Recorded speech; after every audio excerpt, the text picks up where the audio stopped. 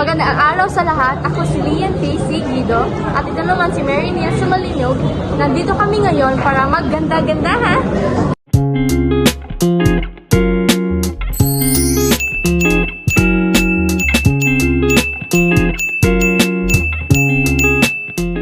Unang hakbang ay maglagay ng moisturizer sa mukha upang maprotektahan natin ang ating balat. Ilapat natin ito sa lahat ng parte ng ating mukha. Pangalawa, maglagay ng sunscreen sa mukha upang maprotektahan ang ating mukha sa sinag ng araw. Siguraduhin na malapat ng maayos. Susunod naman ang foundation. Ginagamit ito para mapantay ang kulay ng ating balat sa mukha na pagpapatong-patungan ng iba't ibang klaseng makeup. Siguraduhin natin na malagyan lahat ng parte ng mukha para sa mas magandang resulta sa susunod. Sunod naman ay ang lip balm.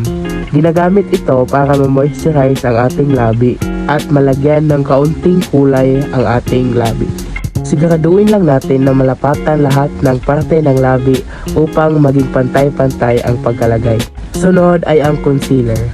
Ang gamit ito ay ang pagtakip sa mga dark spots o sa mga scar na galing sa ating mga pimples.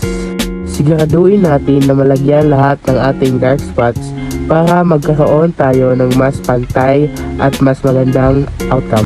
Sunod naman ay ang powder. Ito ay ginagamit para maset ang mga makeup na ating nailagay. Siguraduhin natin na malagyan lahat ng parte ng ating mukha para magkaroon ng mas pantay na resulta. Sunod ay ang blush. Ginagamit ito upang magkaroon ng slightly color red sa ating pisngi. Siguraduhin natin na malagyan natin ang ating mga pisngi para magkaroon tayo ng mas magandang resulta. Huwag din natin kalimutan na dapat pantay ang ating mai-apply na blush sa bawat pisngi natin. Sunod ay ang eyelash curler. Ito ay ginagamit upang ma-emphasize ang ating eyelashes. Gamitin ito sa magkabilang mata. At ito naman ay mascara. Ginagamit ito para mas parang kumakapal ang ating eyelashes. I-apply lang ito ng dahan-dahan. Siguraduhin lang natin na pantay ang ating pagkakalagay ng mascara sa ating mga eyelash. I-apply lang ito ng dahan-dahan para hindi mapunta sa mata natin. Susunod naman ay ang highlighter. Ginagamit ito para ma-emphasize ang shape ng ating ilong at mas mapaganda na rin dito ang ating ilong. Ilagay lang natin ito ng dahan-dahan para makita natin kung may kulang pa ba o sobra na. Sunod ay ang eyeshadow.